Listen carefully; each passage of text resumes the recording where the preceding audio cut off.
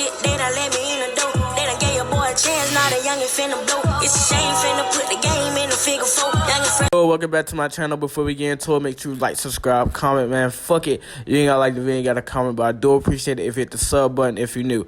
Now, in this video, we talk about Attack on Titan, but in particular, we talk about my predictions for chapter 134. Don't subscribe, you already know how the fuck I do my prediction videos. I'm not just predicting the next chapter, I'm predicting the next couple of chapters. But the fact that we only got 2 chapters left, most likely, you know what I'm saying, I feel as though Isayama was going to end it at chapter 135. A lot of people think he's going to end it at chapter 139, or he might just go to 140. But I feel like 135 is a good stopping point.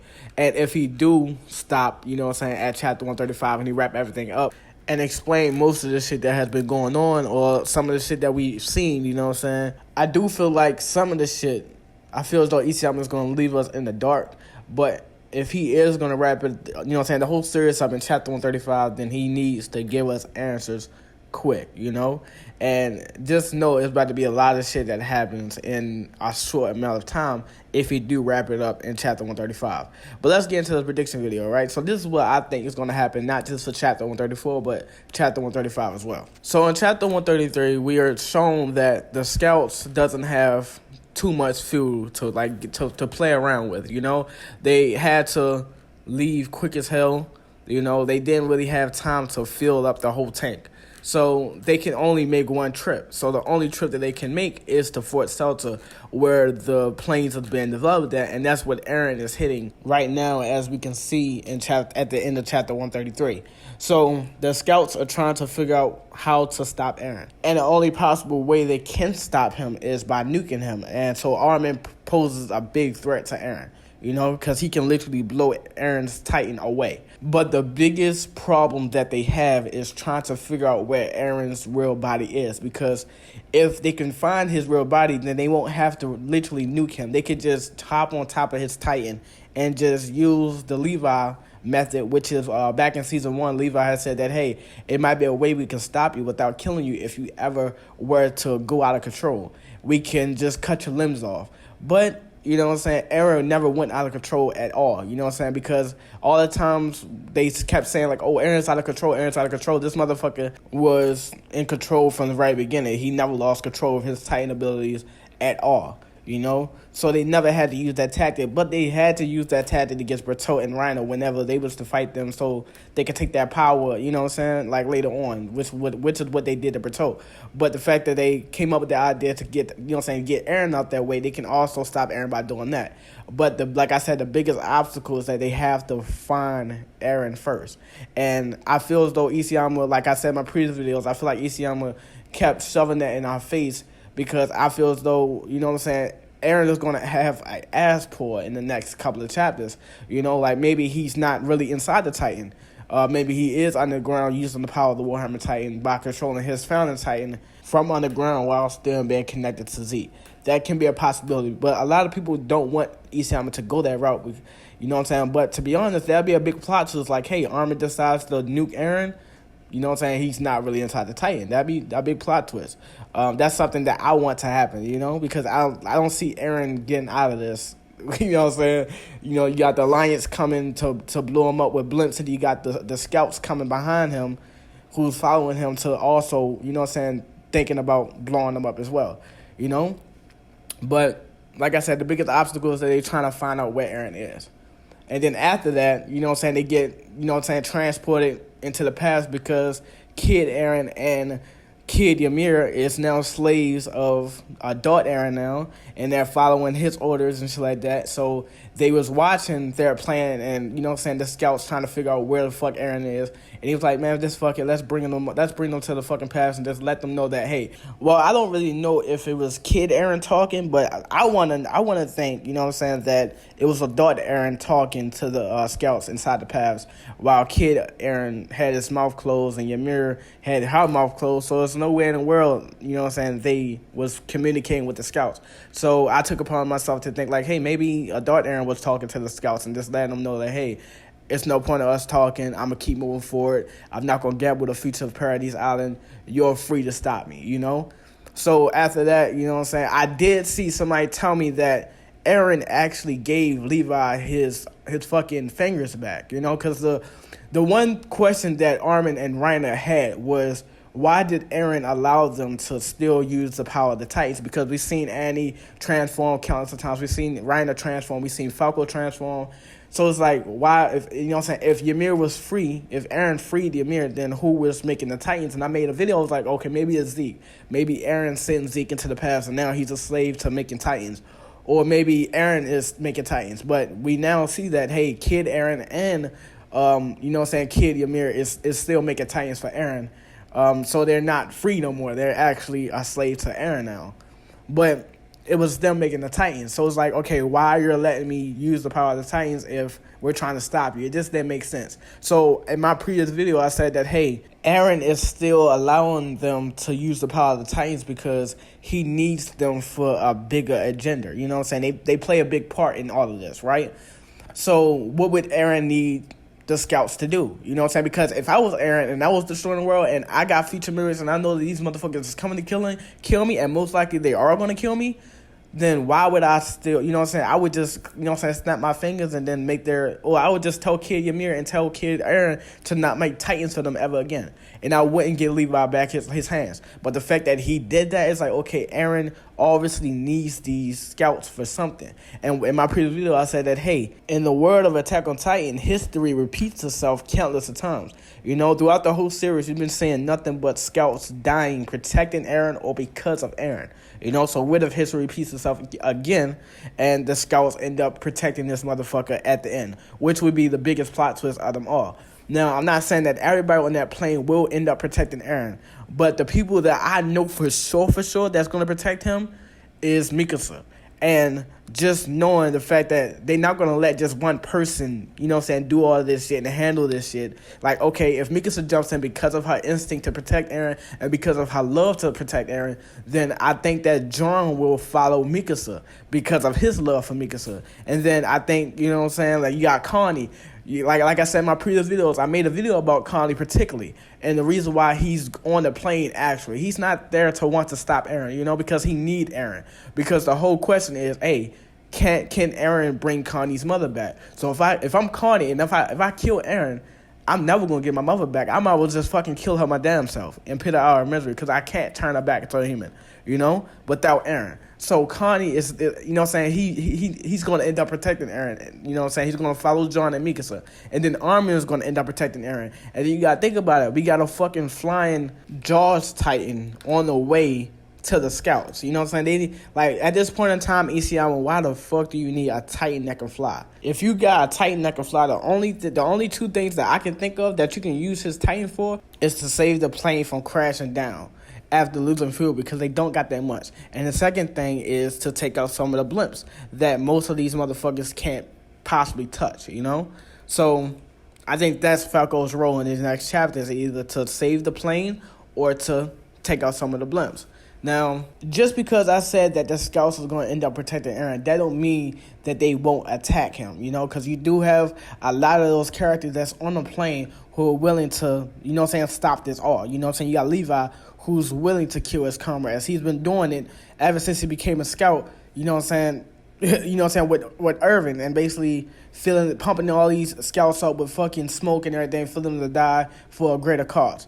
And even Levi said, like, hey, Zeke, just because you changed my comrades into Titans, you think I wasn't willing to kill them? So Levi is willing to do what is to be done, But Levi is too focused on Zeke. He cares about Zeke more than what he cares about Eren. Like, the fact that he was like, okay, what if we don't even have to kill Eren? What if we could just find Zeke and kill him? The fact that he said that, he's like, hey, he don't really want to kill Eren either, because he know what Eren has been through, and he knows he's the reason why Eren is like this. He personally told Eren to start thinking for himself, because a lot of shit would have never happened if Eren would have transformed, when Levi was there around, or when the scouts was around, or when he just thought for himself. Levi told him that. So now that Eren is thinking for himself, it's like Levi kind of feels for Eren in a way, So we could see that Levi don't want to really kill Eren, but Levi is definitely the person who is willing to he's willing to kill Eren if he has to. And you got Reiner, who wants all this shit to end. You know what I'm saying? He's the one who understands Eren the most. He's the one that realized that Eren is hurting. You know what I'm saying? Hurting all of us, you know?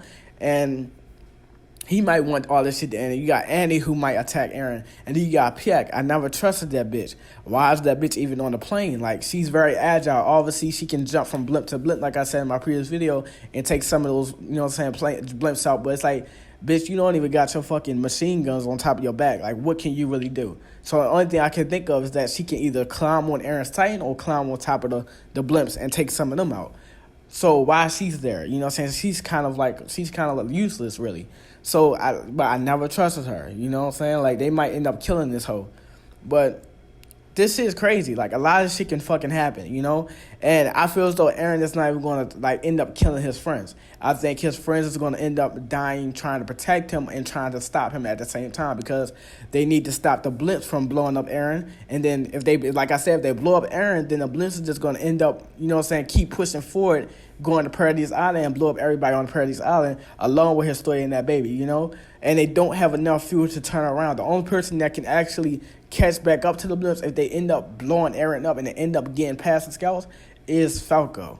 You know what I'm saying? That's the only person who can catch back up to the blimps. But they need to take the blimps out and they need to take Eren out. So they have to pick and choose. Hey, do we stop Eren or do we stop the blimps? Fuck it, let's stop the blimps real quick. And Mikasa is going to see, like, oh, Reiner's trying to fucking kill Eren. You know what I'm saying? Mikasa might try to, you know what I'm saying, kill Reiner. And then Annie might come out of nowhere. We did see a foreshadowing that Annie and Mikasa, back in season 2, when Eren was fighting Reiner for the first time, he had a little flashback of, you know what I'm saying, Mikasa and Annie fighting, but he can never remember who won.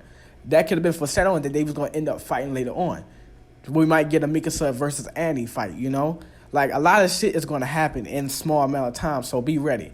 But another thing that I want Isayama to kind of explain is the Kid Eren thing. Because, like I said in my review, it's like, how do you go from saying that, you know what I'm saying, being in the past and getting to where you want to be at, and calling the past freedom. And then when we get to chapter 133, we see that his eyes is closed. I don't think that his eyes is gone. I think that his eyes is just closed and he's being controlled by Adult Eren. Now, a lot of people think that these are, you know what I'm saying, maybe Adult Eren had transferred his consciousness into Kid Eren. That's how he's controlling Kid Eren. But in my opinion, in my theory, I basically said that, hey, these are two different versions of Eren. The Kid Eren is from the first season before everything popped off. Literally, you know what I'm saying, he's still under the tree sleeping.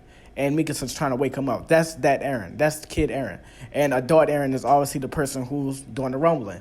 And they both have free will, you know, because we can see that Ymir and Kid Eren now has free will because they can travel between the paths and the world anytime they want, you know? It'd be kind of contradicting, you know, like Eren giving Ymir her freedom just to make her a slave again. Like, hey, no, you follow, like, this is what I think is going on. Like, hey, you follow my orders, but you can do what the fuck you want. Like, you can travel between the worlds whenever you want. Like, because we see that. Because back in chapter 132, when the plane lifts off, you can see two shadowy figures on the left side of the plane. Now, I thought that was Falco and Gabby sneaking onto the plane.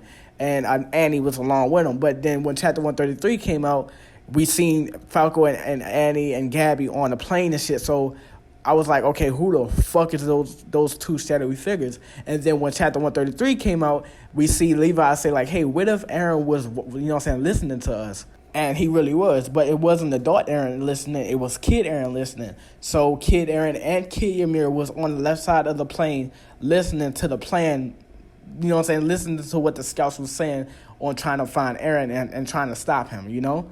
So this shit's crazy, you know what I'm saying? So after that, they was like, hey, let's bring these motherfuckers to the paths. And then they walk through the tree. Obviously, the tree is how they get from the paths to the real world. And that's how they travel between, you know what I'm saying, the two. So they walk through the fucking tree. Obviously, they just came back from being on top of that plane.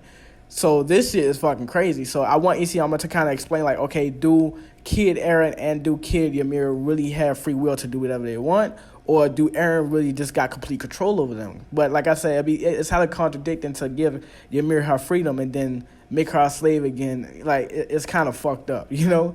Like, Isayama used a fucked up individual for doing that. that's like a plot twist. When I saw that, I was like, yo, he mind fucked the shit out of me because I didn't know what was going on. And it took me a minute to make videos. I was like, I don't know what the fuck is happening. But like after I put some thoughts together and put like two and two together, I was like, okay, obviously Kid Eren and Ymir is not slaves for, you know what I'm saying? Ymir is not the slave, it's not a slave for the royal family no more. She's a slave for Eren now. And Kid Eren is now, you know what I'm saying, a slave for adult Eren as well. So I kind of want Isayama to kind of build on like, hey, is Eren, do Eren fully have control over Kid Eren and Ymir, or do they just like, or they just following him and they still have free will to do whatever the fuck they want? You know, that's what I think. Like, hey, they're following him, but they could do whatever the fuck they want. You know what I'm saying? Because Isayama has to clear up the see you later scene from the very first chapter. Like, obviously in the anime it was cut out, but it was cut out for a reason, to basically be revisited to later on. So it's like he has to clear that up. So obviously what I think, you know what I'm saying, that's going to happen in the next couple of chapters is that Kid Eren is basically going to snap out of being controlled by adult Eren, and he's going to send adult Mikasa to the past, and he's going to have a talk with her or try to rebuild her body back, and then she's going to say like, no, you know what I'm saying, you don't have to do that. I completed my duty or whatever. I protected Eren. I'm fine with that. Just let me die, whatever. And then she'll say like, see you later, and then, you know what I'm saying, because he has to clear that up. Because like, why do Kid Mikasa say see you later, and then Eren wakes up saying like, hey, why your fucking, you know what I'm saying, why your hair long? Obviously he just got finished interacting with adult Mikasa inside the past. So well, like, this shit gonna be crazy as hell, you know. But that's why I think Kid Eren. I think that's what's his role gonna be later on in these chapters. Like, hey, he's gonna snap out of being in control of Eren, and he's going to, you know what I'm saying, try to save Mikasa because of his love for Mikasa. Like, damn, like this is adult Mikasa. Why the, you know, like, let me try to save her. Like, what the fuck am I doing? Like, do my adult self not give a fuck? Or like why is he not trying to save her? Let me try to save her, you know? And then another thing that I want Isayama to clear up in the next few chapters, or I think he's going to clear up in the next few chapters, is the Titans sharing powers thing. You know what I'm saying? Like how you got Falco, who's part Jaws, and he's part fucking Beast, you know? And you got Annie. We learned about Annie's Titan, like her female Titan wasn't shit. So they had to experiment with her Titan. So I do want Isayama to clear things out, and we can visually see what the fuck happened, because the translation was all fucked up. A lot of people say like, hey, they made her eat a lot of things or parts of the Titans, or they made her drink the spinal fluid. Now, in my theory, I say that they made her drink the spinal fluid because it was foreshadowed back in, you know what I'm saying, season 3, when Eren had drunk the armor Titan fluid, and they gave him the power to harden, because he never was able to do that because that wasn't his power from the very jump. But since he drunk part of the armor Titan fluid, it gave him the ability to harden his knuckles and harden and make a statue out of himself, which he uses. He used it not too long ago. We're going to see that in Season 4 when they fight each other on Paradise Island, him and Reiner, you know? He made a statue of himself, and then allowed him to escape Reiner to actually come into contact with Zeke in the first place. So, you know what I'm saying, the fact that they drank some of these, you know what I'm saying, parts of these Titans, it works in different ways for certain Titans. But we got to remember that at some point, the reason why they can mimic each other, because I don't think it's just a female Titan that can mimic. All of them can mimic, because we got to understand that at some point, at one time, they was all one Titan, you know? And before they was one Titan, they was inside of that organism. The power of the Titans was inside of that organism. And then it connected to Historia. It connected to Ymir, giving her the powers of the Titans, and she had all their powers in one body. But since they got split up, some of those, you know what I'm saying, powers didn't transfer to some of the Titans, you know what I'm saying, and particularly the female Titan, because she wasn't shit. So they had to experiment with her Titan and make her drink or make her eat parts of different variants of Titans. So if anybody was to take Eren's Titan, which I'm going to talk about in a little bit, the perfect person would be for Annie, you know, because after Annie became the female Titan, she drunk some of Zeke's spinal fluid, which then, you know what I'm saying, giving her the power to control Titans. So if she eats Eren, she would have the Attack Titan, the female Titan, the Beast Titan, and the Founder Titan, and the Warhammer Titan, and the Armor Titan, because she drunk some of the Armor Titan's spinal fluid, and that, you know what I'm saying, gave her the power to basically harden any parts of her body whenever she wants to. She can actually harden the best, you know what I'm saying, out of all the other Titans, which make her very hard to take down. Eren said that, like, hey, out of out of the warriors that Eren has fought, the hardest person to take down has been Annie because of her ability to basically harden any parts of her body, So the perfect person to take Eren's Titan would be Annie, because she drunk some of Zeke's spinal fluid. She has some shape and form of the ability to obviously control Titans. We've seen that back in season 1 when she screamed and she made the Titans come eat her. And even before that, before we even got to that point in season 1 of Eren basically making the Titans come eat her, Armin had realized that the reason why they was getting attacked by the Titans at that point of, in that certain situation